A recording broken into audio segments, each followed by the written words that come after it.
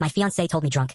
I'm only with you until my ex gets out of prison. He's the love of my life. You're just a pathetic substitute keeping his bed warm. When I didn't react, she laughed and said, you're so pathetic. You won't even fight for me. I didn't say anything because honestly, I was relieved. See, I've been trying to figure out how to break up with Cassandra for months. She was gorgeous, sure, but completely exhausting. Everything was drama. Her job, her family, her friends, even ordering coffee became this elaborate performance. I felt like I was dating a tornado that looked really good in Instagram photos. The wedding planning had been a nightmare. Cassandra wanted everything perfect, which meant nothing was ever good enough. She'd fired 3 different vendors for not understanding her vision. She made our photographer reshoot our engagement photos 4 times because her smile didn't look authentic enough in the originals. She spent 2 hours at cake tastings complaining that vanilla was too basic, but chocolate was too predictable. But we'd already sent 200 wedding invitations, already put $15,000 in deposits down on the venue, catering flowers. My parents had flown in from Ohio twice for planning meetings, and absolutely adored her. My mom kept talking about what beautiful grandchildren we'd have and had already started shopping for grandmother of the groom dresses. Breaking up would have been this whole nightmare of explanations.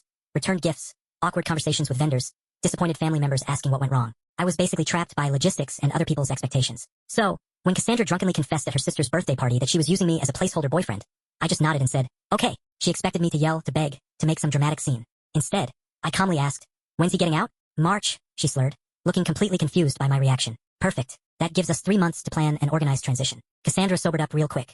Wait, what are you talking about? I pulled out my phone and opened a new note. I'm making us a breakup timeline. We'll tell people we realized we're incompatible long-term, but want to stay friends. We'll split all the wedding costs 50/50. Cancel everything together so it looks mutual. You can even keep the engagement ring. Consider it payment for 2 years of pretending to love me. She stared at me like I'd grown a second head. You're not upset, Cassandra. You just solved my biggest problem. If anything, I should be thanking you for being honest. We literally shook hands that night like business partners closing a deal. She moved back to her apartment the next week and we spent January methodically untangling our lives. Called vendors together, split the cancellation fees, even wrote a joint Facebook post about our amicable separation. My friends thought I was handling the breakup with incredible maturity. Cassandra's friends thought she was being super mature about everything too. Nobody suspected the truth. The funniest part, Cassandra started getting nervous as March approached. She kept asking if I was seeing anyone, if I missed her, if I thought we were making a mistake. I think she expected me to come crawling back, begging for another chance. Instead, I helped her pack the last of her stuff and wished her luck with the reunion. Her prison boyfriend got out on March 12th. According to mutual friends, he dumped her after exactly 2 weeks for some 22-year-old he'd been writing to while locked up. Apparently, Cassandra's wait for me story wasn't as unique as she thought. She called me crying that night wanting to talk about us.